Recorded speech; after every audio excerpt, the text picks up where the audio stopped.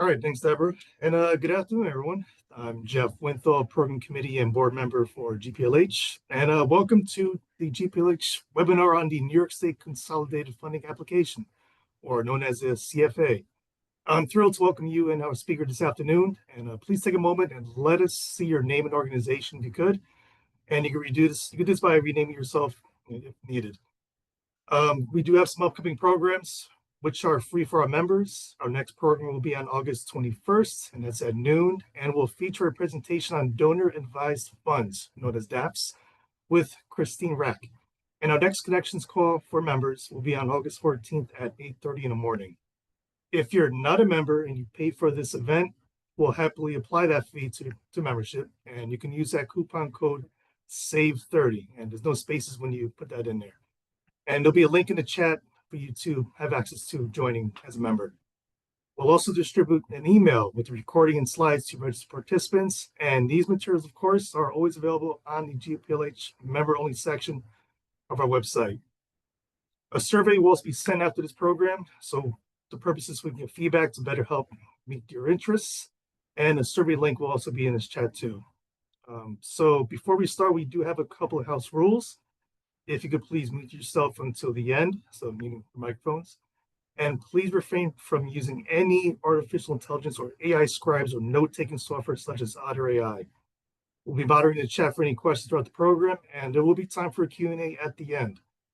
So without further ado, I'm excited to introduce today's speaker, Susan Matheson, President of SAM Fundraising Solutions and Board Vice President of GPLH. Susan has had an extensive museum career and as a textile conservator. She worked at the Smithsonian Institution and the National Gallery of Art. She learned fundraising and grant writing during her tenure as administrative conservator at the Conservation Center in New York University's Art Conservation Training Program. She's also held grant positions at the American Museum in Britain, Meet the Composer, and the American Academy in Rome. In 2007, she founded SAM Fundraising Solutions, which is a consultancy specializing in fundraising for art conservation and historic preservation with clients ranging from major arts institutions to grassroots groups. She's also served on several boards, including here at GPLH, and is a member of the Metropolitan Museum Textile Conservation Lab Visiting Committee. It seems like that every June and July, Susan is writing several New York State parks, historic preservation, or Empire State Development grants. And to date, she's won grants for the Renee and Chaim Gross Foundation, the Bear Cutting Arboretum, the Rear Center for Immigrant Culture and History, the RIY, and the Friends of the Kennequot State Park and Preserve. So, welcome, Susan. Hi, everyone. Thank you all for coming. And if you give me 1 second, I'm going to share my screen so you can see my slides. Hopefully that's all coming up okay. Many thanks again to GPLH for inviting me to do this again this year. And again, thank you everyone for joining today. I'm going to start with, oops, there it is. I'm going to start with giving you something pretty to look at. This is the gardens from Hever Castle in England, childhood home of Anne Boleyn and post-divorce home of Anne of Cleves. I'm a big Tudor nerd. You don't know me that well enough to know that, but it's true. So, but you can have something pretty to look at. Well, I kind of go over a few basics about the CFA. Consolidated funding application, as Jeff said, and it's basically, it brings together several granting agencies within the state. So you can apply to all of them or some of them through the one application cycle. These come through the regional economic development councils. So they're all about sort of fostering economic growth. So you're looking at projects that will increase jobs, increase state revenues. It's not about your programmatic stuff, at least not to the degree, or at least let me step back, at least is related to capital projects.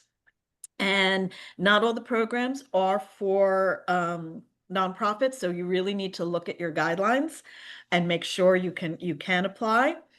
And the offerings change from year to year. So Some years there have been agencies that have grants. Some years there's been one strictly for nonprofits. So you really need to kind of look at the resource manual for the CFA to see what programs are there. And before I really get into the weeds, I wanted to just say, this webinar is not about how to apply through the CFA. I'm not going to go through the application. I'm not going to talk about registering as a state vendor through the SFS or anything like that. I'm not going to go into depth about the various funding opportunities. The state has plenty of webinars and things to go through all of that. What I am going to do here is go over a few of the application programs that I think may be applicable to everyone. I don't think I have any brownfields or canal projects amongst this group, and kind of give you a few tips on how to develop a successful application. So first off, let's look at it broadly. And every regional economic development council has their own strategic plan. And I think most of this audience will probably be Mid-Hudson. Maybe there's some capital region, maybe some city region, maybe some Long Island region. I don't know. And you need to really make sure your project aligns with those strategies. So you need to go to your individual Red Sea site, look at the strategic plans or the strategic plan reports, which they issue annually if they're sort of mid-plan implementation. These are really boring reads, but you need to read through each section to be able to cite how your project aligns with it. So, for example, I mainly work with historic sites. This kind of was obvious due to my background. And often these fit into the Red Sea strategies for improving access to culture or improving tourism. And yes, most of my projects do fulfill those strategic goals, but there are also goals around improving education, quality of life issues, attracting tech and other industries, job creation that can also be applicable. So like I said, really look for those. Second, you make sure you have a case for providing matching funds. They call them matching grants. They're really reimbursement grants. So you spend the money and then you can go to the state and apply for that. You can do it throughout the grant period, your grant period. So it's kind of a nice way to keep cash coming in for expenditures as you're doing your capital project or whatever your project is. Having some match in hand really does strengthen your application. You don't need all of it, but some of it. They're looking for shovel-ready projects. So basically being able to say that as soon as you get your notification, you can hit the ground running with your project. Now, the standard match is 50-50 on these. So the state will only fund 50% of your project costs. However, if you're in a high poverty area, the split becomes 75-25. So the state will actually fund 75%. And you can determine if you're in a high poverty area by consulting the state parks department's zip code tabulation area. And I'll tell you where to find this in a bit. And I recommend you consult this prior to doing your match because often areas that are perceived as wealthy actually qualify. One of the projects I will be describing later is in the Greenwich Village, perceived as wealthy, but they actually are considered a high poverty area. So the grant we got, it was a 75-25 match. Okay, now let's get into some nitty gritty. Few of the programs I assume most of you are applying for. The Empire State Development Regional Council Capital Funds, ESD as I call it. This used to be the Capital Grant Program. They are no longer offering it to nonprofits. In years, they've had a separate application category strictly for nonprofits. The grant cap was 100,000 and all that. They're not offering this year. But what they have done is change it so all of the ESD grants have to be submitted for the July 31 deadline, the CFA application deadline. They're maybe making some apps outside of that, depending on availability funds, but that's really going to be a case-by-case basis. These grants, again, minimum award is 100,000, and these are for new construction or renovations that builds capacity to create or retain jobs. And key to winning these is looking at their priorities. So business investment. These are capital expenditures that facilitate an employer's ability to create or retain jobs that would be in jeopardy. So again, business investment, it's all about job creation. Economic growth investment fosters economic growth through cultural activity, higher education activity, agribusiness initiatives, and other local and regional initiatives. It's about improving facilities or building new facilities in distressed areas, including commercial revitalization, which are shopping malls, and that sort of thing. So it's not necessarily about job creation, it's about economic development. And the last one is tourism, which I will get into in a minute. This is formerly the Market New York program. The strategic focus areas is childcare. It's about improving access to high quality child care, new childcare spots available, both affordable and market rate, and the need in the community to have expanded childcare or new or expanded childcare facility. Distressed areas, that's back again. And in this area, there's strong consideration is going to be made for applications from nonprofit organizations. So if your project is in an economically distressed area, and you could consult that for census tracts and that sort of things, they're looking for nonprofits to step in to make those investments to spur economic growth. And then the last one is the private-public partnerships, which is really about partnerships between higher ed and businesses or other sort of organizations that can spur innovation and research as well. So how do you get one of these? Treat this request as not as a capital project, because these are capital grants, but as an state making an investment in your organization. They're investing, the state is investing in your capital project as a way to foster organizational growth that will better serve the community and the state. So don't refer to it as a grant, it's an investment.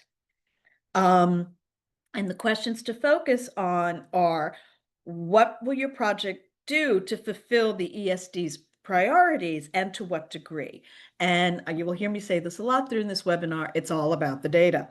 So using very specific data, so I'm going to use childcare as an example.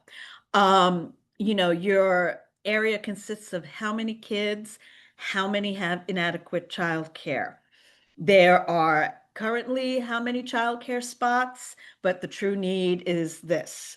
You're currently serving how many kids, and how many more can you serve once you complete your capital project? Parents, they have so many childcare facilities nearby. Are they going to other outside areas? Are they having to leave the town and go elsewhere to get adequate or high quality child care? And how your project will increase the number of child care facilities in the area. And also too, because the median salary in the area is whatever it is, are you offering financial assistance to help families in need and all of that? So it's really, really pinning down the data to show that investment what your ROI is going to be for that the state to make that investment. They will also be looking at your capacity to take on the project. So looking at your finances, looking at your history, your existing services, your staff, your leadership, all of that to make sure that once they invest in this building, construction, whatever, you have the capacity to maintain it, not the physical building envelope, but to keep the programs and everything running within it afterwards. So it's more than just job growth in these situations. Now, Market New York is another one within Empire State Development. They're saying it's formally, but then they have the Market New York guidelines. I don't know. I'm treating it as it still exists. And these are meant to support the tourism industry with strategic investments to expand, construct, restore, or renovate tourism destinations and attractions in the state. So you have to demonstrate how your capital project is going to help achieve the tourism goals of not only the Red Sea, but also the statewide tourism strategy, which is part of the I Love New York plans and all of that. Now, the way to do this and to do this successfully is to have a sound marketing plan backed with data. Again, all goes back to the data.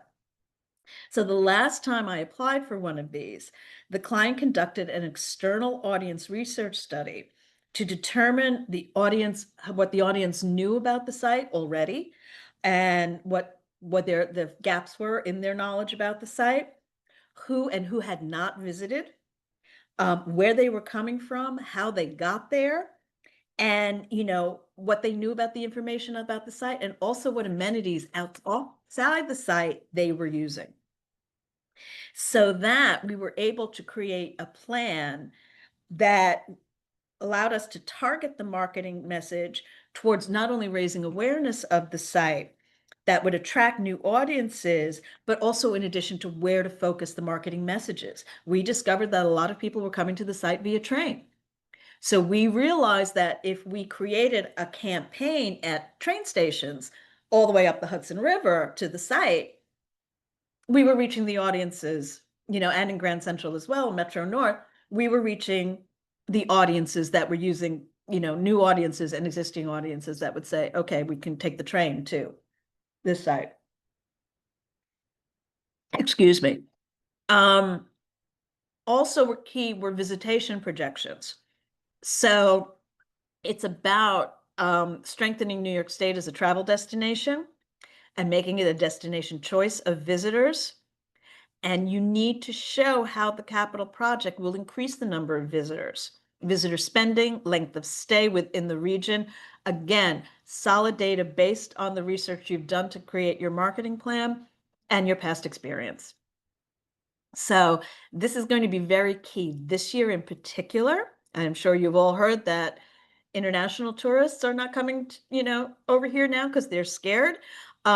The city has actually already downgraded their projections for the summer 2025 tourism numbers. If they've downgraded it, decreased it by about 3 million.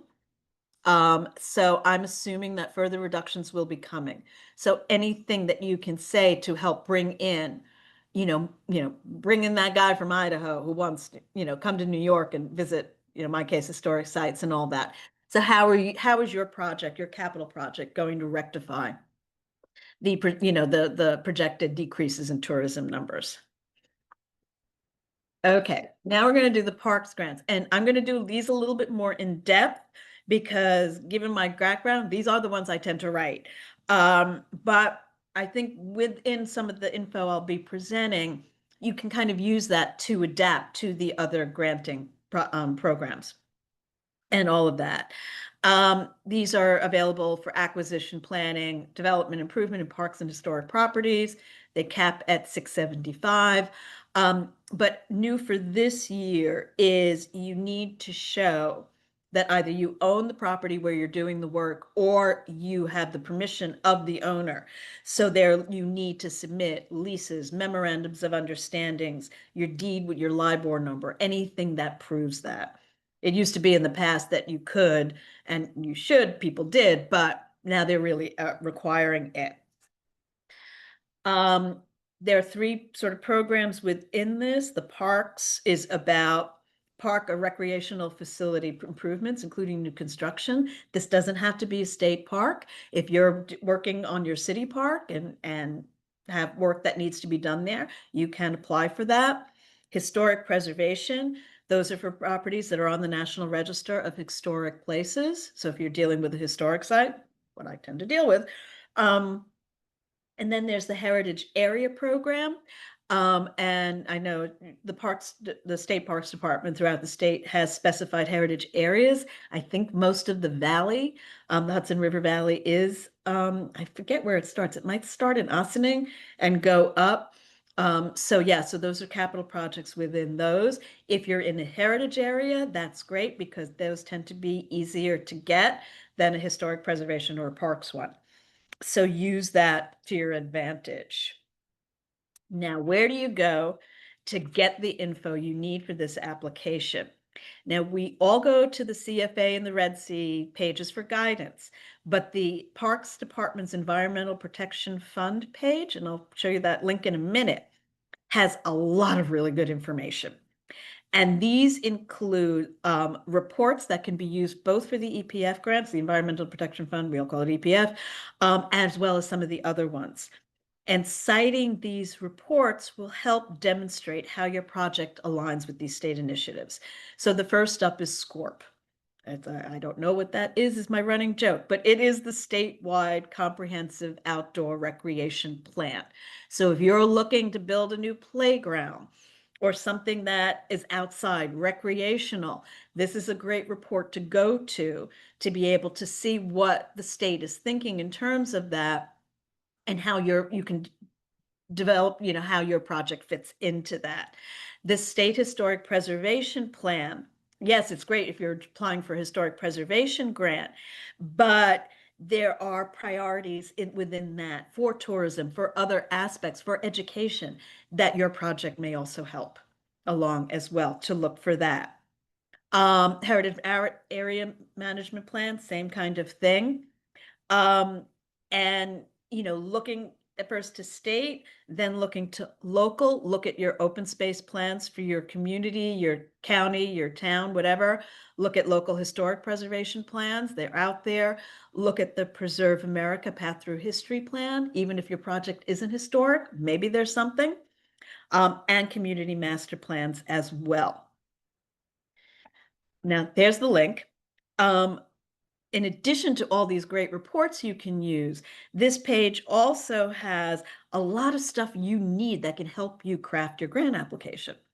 They have a lot of the forms you need to submit. They have things like a cost share summary help to help you lay out what's state funding versus what is other funding for your matches and all of that. This is where you will find your zip code to determine your poverty levels. That's where this search system is.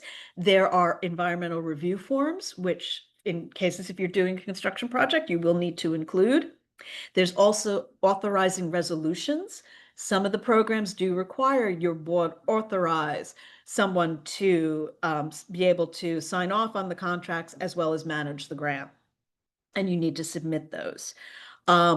There's work detail. So if you're doing a renovation or something like that, they want to see existing conditions as well as the work scope and how the work scope is going to rectify the issues in the existing conditions. Application checklists, photography, things, planimetric maps, all this kind of stuff you'll need. So it's all there. It's great. There's also sample endorsement letters. And just to say that these really do help strengthen your application and work down. Again, you'll hear me going a lot of working down.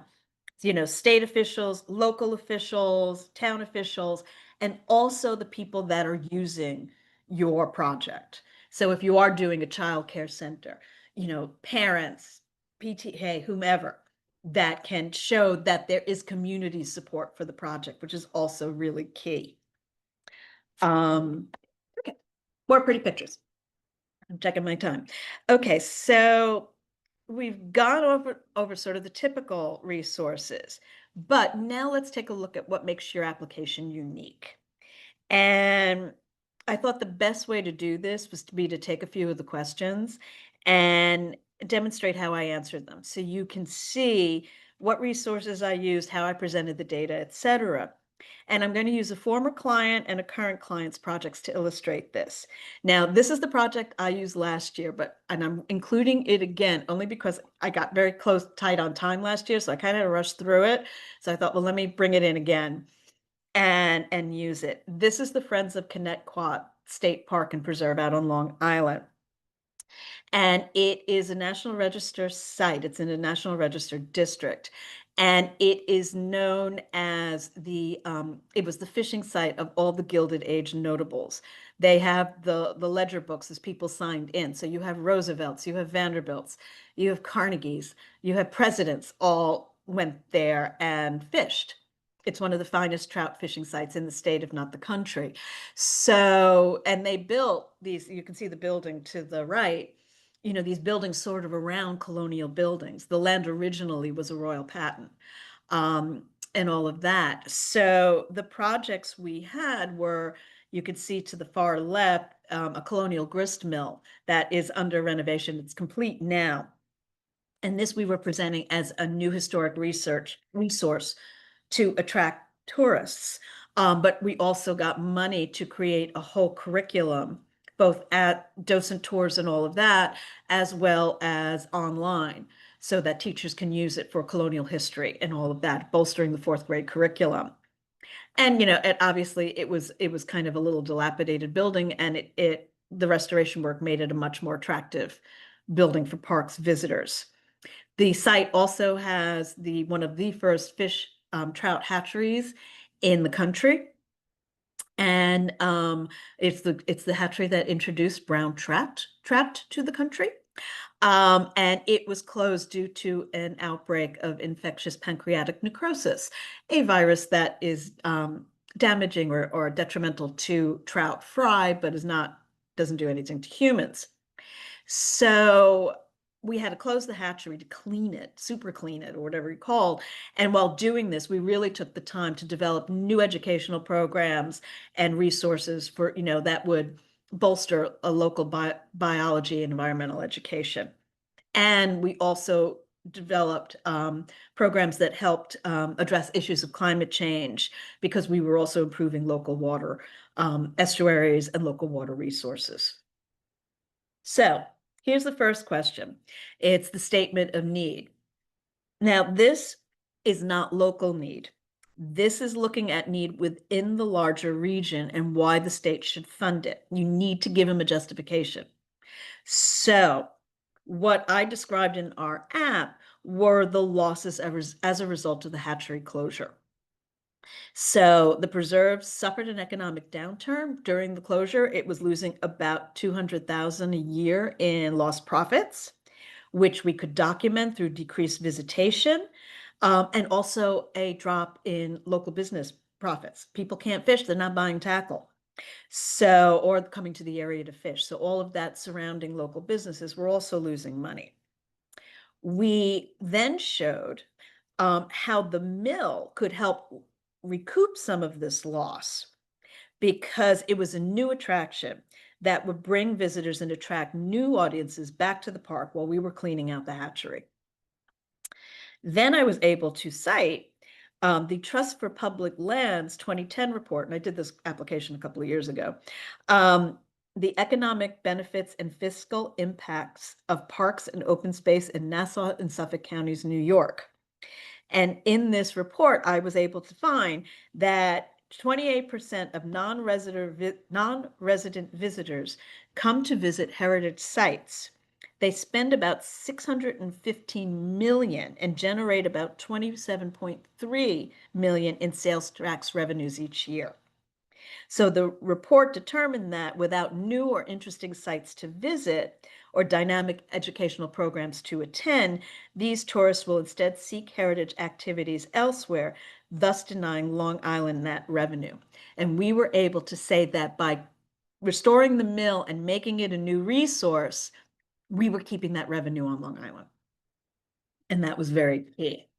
And then, we also brought in, data about job growth and all of that as well. So you really kind of need to look at it as a statewide issue and why it is important. And we were, or regional, and just be able to say, Long Island, this is a lot of sales tax revenue and all of that is lost because of the hatchery. And the mill can help that to some degree while we're cleaning it out. Local need. So this isn't asking the same question as above, but when I respond to it, I build on what was said, then introduce different information and data that further bolsters the argument that we've made. And I bring it back to the state park commissioners and the states and the Red Sea's priorities. So what I was able to say is that based on anecdotal information, almost 80% of visitors go to see the hatchery and they have stopped because there's no fish to fish.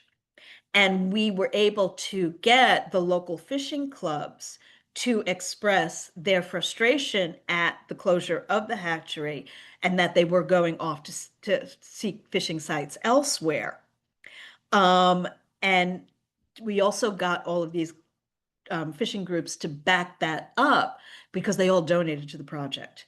So we were able to say that not only are we losing these, they want this, the community wants this, our local fishing groups want this, and they're willing to step up with their wallets as well as writing support letters. Another thing about Connecticut, it is one of the few handicapped. So suddenly that audience, that constituency isn't able to fish because there's no fish and the site's not there. So they were losing out as well. We were also losing our trained volunteer corps who taught the programs and ran the hatchery and all of that. They were moving on to other interests and other organizations. So we were losing our base of trained volunteers and knew we would continue to do so if there were opportunities like the mill while the hatchery was closed to keep them. And remember, volunteer corps do count as your FTEs and PTEs. So that really does also count in terms of job retention and that sort of thing. Lastly, we were able to bring in the environmental case for the hatchery project because the lack of fish was disrupting, the normal cycle of the river itself.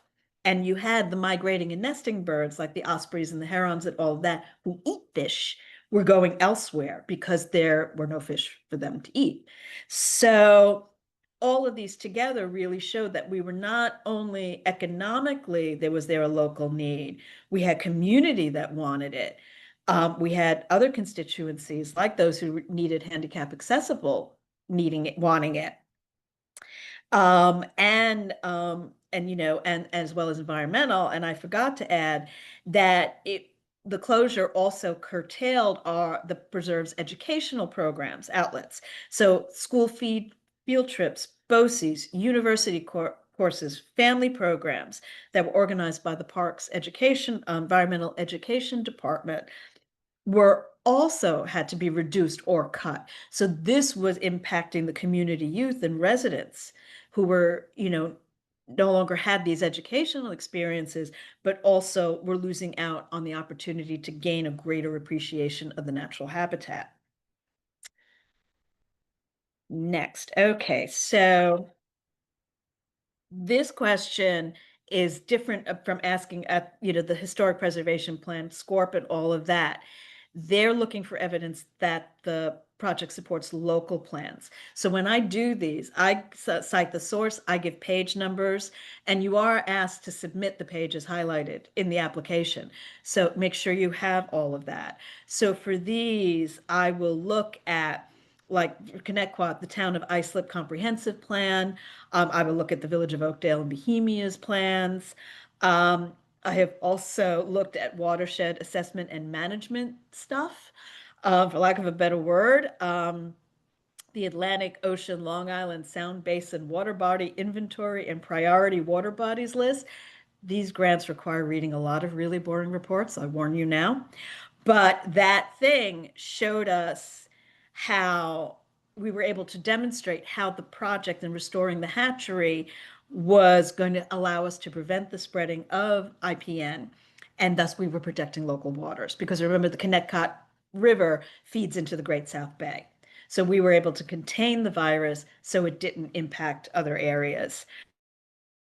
I also looked at the Long Island South Shore Estuary Reserve Comprehensive Management Plan. And through this, I was able to show that we could advance this plan because we were strengthening the mechanism for raising awareness and understanding of the South Shore Estuary by promoting estuary-related education, outreach, and stewardship through our educational and other programs. So again, you're using all of that to sort of build show on that. And we even brought in the Long Island Path Through History plan, to sort of say that we had a strong track record of bolstering the presentation of the history of the park, and that the projects would also help this as well. Again, going back to that, one of the first fish hatcheries in the country.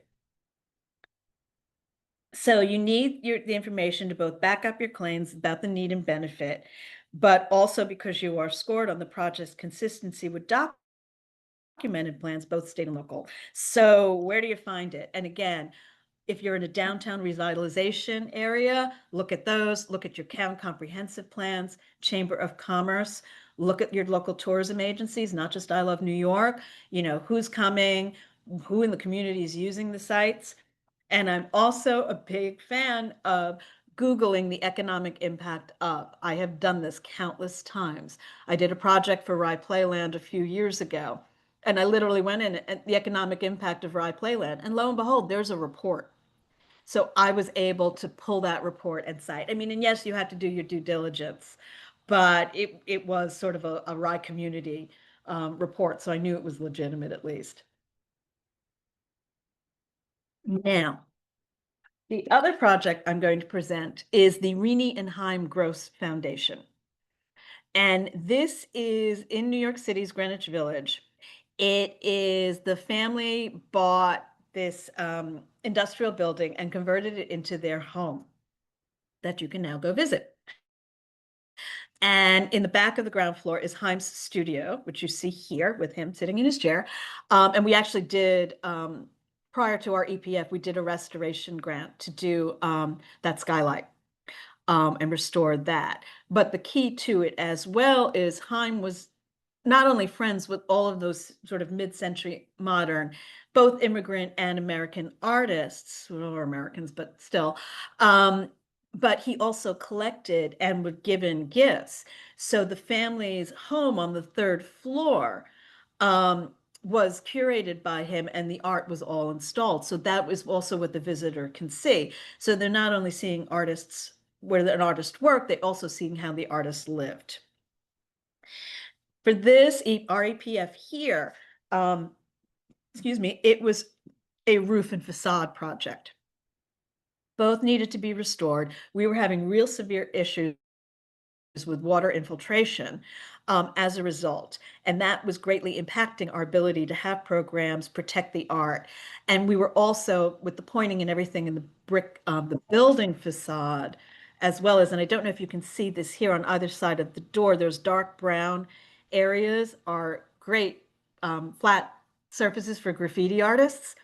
So we have a real issue with graffiti. So part of our grant was actually to do some protecting of that so it could just be cleaned off easily instead of having to be power washed every single time somebody decided to take a spray can to it. So let's look at this in terms of a regional economic priority. Now, we talked a lot about in our grant, and this is going back 22 or 23, we got it. We talked about how dynamic arts institutions attract tourists who patronize surrounding businesses. And here, this really worked to our advantage because people coming to the foundation were actually looking for the Greenwich Village art experience. So they would come and they would see how an artist worked and lived, and then they would go to the cafe afterwards and have the coffee. And then they would go to the cute boutiques, and they would go to a music venue. This is the foundation's on LaGuardia. It's very near Bleecker, the music strip of music clubs on Bleecker Street. So everybody, all these visitors were doing this. And pre-pandemic, we were seeing about a 700% increase in visitation because people wanted to have this experience. They had become more aware of the foundation because we had a new executive director who came in pre-pandemic and helped bolster it. So we were saying that it's a very unique place that is good for the locals as well as increasing tourism. And yes, I know where the city's already downgraded the tourism projections, as I said. So we're looking more at local tourists, not not international ones, mainly because heritage tourists tend to spend more money than someone who's just coming to New York for the sake of coming to New York. So we really, kind of honed in on that and those figures. And then I also kind of looked at how, cultural organizations spur economic growth. And again, another report, Googling it all, the Trust for Public Lands economic the economic benefit of New York's EPF grant said that rehabilitating significant cultural buildings provides important construction jobs and creates attractive communities where people want to live and work. For every $1 million invested in a preservation construction job, it creates 5 construction jobs, more construction jobs. Because remember, historic buildings and restorations require different trades as well as your sort of typical building ones. But it also made 3 more permanent jobs. So it's not only a site that created jobs, by restoring the facade, we were improving the community aesthetic, making the village more attractive to residents and a more welcoming site for tourists to enter. So that's what happened there.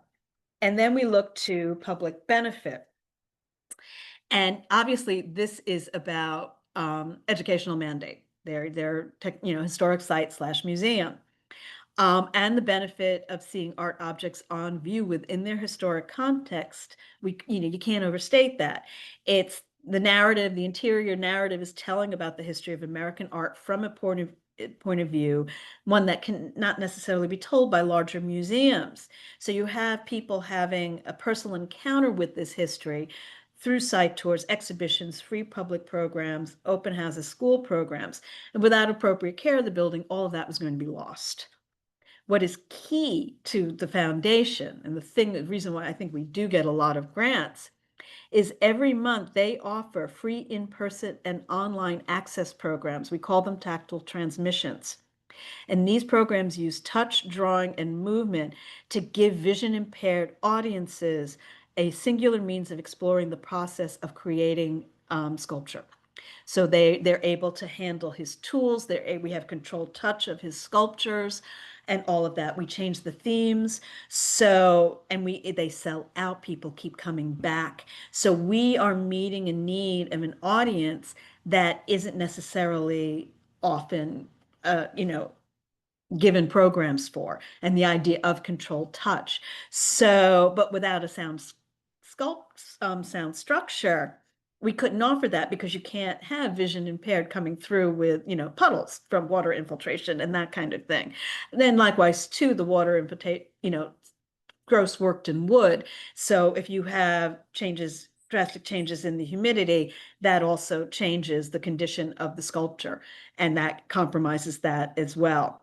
So again, it's what really helps make it unique, and how you can stand out from all your other fellow applicants. Let's be nice and say it that way. So it's really about, making sure you stand out, in addition to, you have to score points and everything.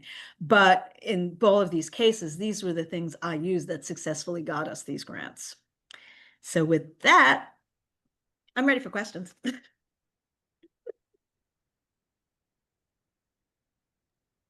That's great. Does anybody have questions? You can just jump in.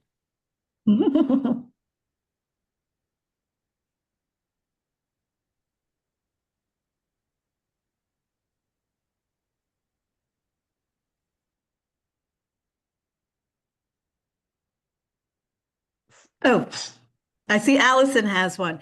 It is the Rini and Haim Gross Foundation. It's 526 LaGuardia Place. I'll put the link to the website in the chat. And I think Carol, yeah, go for it. I had missed whose house this was. When I understood it to be Chaim Gross, I had been his student at one point years ago when he taught at the new school. I did not know of the preservation of this home, but I will absolutely make it my business to get down there. Thank you. Sure. It really is. It's a magical place. It really is. And, you're walking up the stairs. I mean, they have an elevator. It's a fully accessible building, but you're walking up the stairs and you're passing a Picasso that he hung in the stairwell. Yeah, it's really wonderful. Very spectacular individual he was. Yeah, I mean, and that's one of the reasons why the foundation has such a strong educational mandate. It's because he taught. And yeah, so it's continuing that tradition. I have a question. There was something I was a little confused about in the ESD proposals. I think first you said that it's not open for nonprofits, but then there was a point at which you said this would be open, one of the categories might be open. In past years, there was the ESD thing, but they owe it during the CFA, they had a separate application strictly for nonprofits.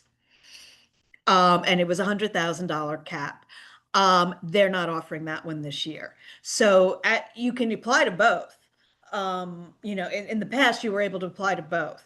But this year, they've done away with that altogether. So all nonprofits had to go into the regular ESD application. And in the past, the regular one was on a rolling basis. Now they're saying, no, it all has to be done through the CFA. So the July 31 deadline. Gotcha. And then I think there was another one, and I'm looking quickly in my notes. I can't find it. Market something, ESD Market New York. Market New York. And you said, so is it clear that they're offering that or not, or? They are offering it.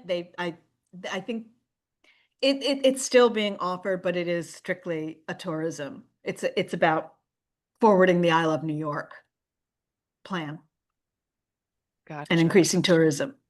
Because as I said, tourists, it is many areas that's their number one revenue generator. So they're looking to increase that all the time. That's interesting. And I didn't know about the decrease in tourism, which is of course kind of a no-brainer. Of course, you'd be scared to come. But yeah, it's interesting to hear that. Yeah, it was supposed to be projected at 64.5. And now they're saying it's going to be 61 million. But I sense, as Deborah knows, a lot of others don't know, I work a lot in the UK, and yeah, people are scared to come here. So yeah, I had a client come over for a lecture, and it was, are we going to be able to get home?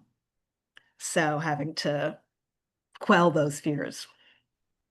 That's interesting. And in terms of what you said about people needing to make the case for how they might address the reduction in tourism, do you have any suggestions? I think it's a hard one to call. I think it might be about concentrating on national as opposed to international. Again, like I said, getting the guy from Idaho to come here and that kind of thing. But I also think too, the grant is really about building, doing renovation or building to make it, to attract more tourists to a particular area. The one I did was the capital funding funded a new visitor center.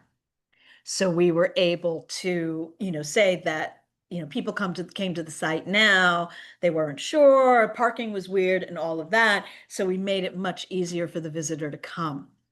And that, would help spur more tourism to the area, if that makes sense. So yeah, so I think it is sort of, how your project is going to rectify a decrease in tourism, the decrease in international tourism, and and how your building project will do that.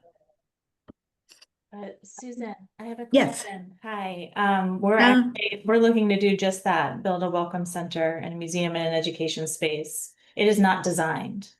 Can we apply as like a phase 1 design? Check for ESD or for parks? I don't know. I was looking at both.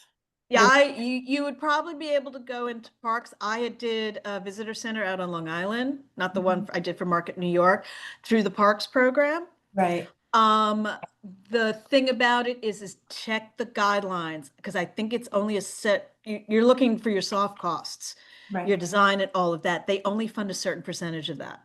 Okay. So you may have to kind of go elsewhere for that. And then once you have that in place, again, it goes back to that shovel ready. Yeah. Yeah.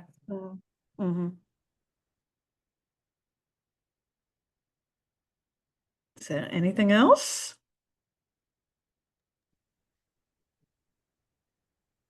I guess one question that I have is, what do you think about having a CFA next year? Like, we were all a little on tenterhooks for this year. We were, and based on what I'm seeing out of NYSCA, the State Council on the Arts, because there was a new program, the deadline was Tuesday. Those are my two grants due this week. With the New York Federation for the Arts, they set up a reserve grant to help organizations have a reserve account. And the grant, requires that you set up it as a reserve account. It's not just taking the money and running with it, that you develop a reserve policy, you have a plan in place to, if you do pull some funds off of it, replenishing it, all of that. So that was a brand new thing. I have seen that NYSCA is getting more money in their general grant cycle, which is due next week. And then it'll be interesting to see what NYSCA capital grants are not part of the CFA. They used to be, they're not anymore. Those will be released in September with a January due date. And last year there was a higher thing, so I'm hoping this year will as well. So I think there is a sense in the state that they need to help fill the shortfall from all the losses, at least in the arts world, that we're getting from the federal government. So it will be interesting to see when the budget comes out, what there is for scientific research and all of that, and that will kind of give an indication of what, will happen with the CFA next year. That's very interesting. And just forgive me if I hope I'm not dominating. If anybody else has a question, just pop in. In terms of those NYSCA grants, those sound like they're probably for fairly well-established organizations, like a grassroots might not be able to get a reserve grant or what do you think? Reserve grants, no. The reserve grants were meant for smaller organizations. So like, the Met Museum, the Whitney, they couldn't go in for it. I think the cap was 3 million for your operating budget. But no, yeah, but they do the NYSCA grants. If you're a smaller organization, you'll obviously get less, you'll get a $10,000 grant as opposed to a 25. They usually cap at 49.5 because if they go to 50, there's a whole separate bunch of stuff the state requires that they don't want to have to deal with. So, yeah, so I know it's across the board, what kind of groups get. It's just a matter of, where you fit in terms of your grant caps. If you're smaller, you're going to get less, but. That's interesting. That's great. Mm-hmm. Mm-hmm.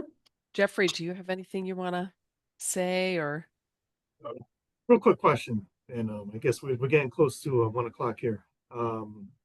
You've talked about childcare before, and is this for investment in terms of like expanding more spots by construction projects where you're building a bigger space, or is this affording people so they can actually pay for childcare? No, they're capital grants. So it is, yeah, it's about expanding facilities, building new facilities. I did one to turn a church building into a childcare facility.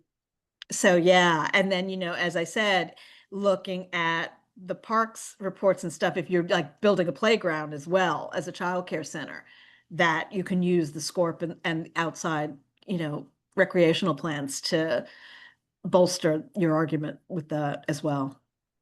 So yeah, no, I mean, most of the CFA grants are capital or capital related. It's work on canals, it's work on water quality, it's work on brownfields, remediating brownfields. Yeah, so it seems to be that's where they all go. They're very few programmatic, if any, grants in there. And, and that's me not, if it wasn't nonprofit eligible, I kind of skipped reading it. All right, thank you. Does anyone else have any other questions for Susan as we're about to wrap this up? And if you check the chat, there's also a survey to the link that Deborah put. This is for feedback for us so we can use it for other opportunities in the future. And feedback's always welcome. So there's no other questions, I want to thank everyone here for attending. And Susan, thank you again for your time and expertise you. today. Much appreciated. And, Absolutely. awesome. And once again, we'll be in touch to share the program recording and a brief survey with you, which you can find here, but it'll be emailed as well. And yeah, we'll look forward to seeing you all hopefully at our next upcoming programs, and hope to see you all soon. Okay, great. Thank you. Thanks, everybody.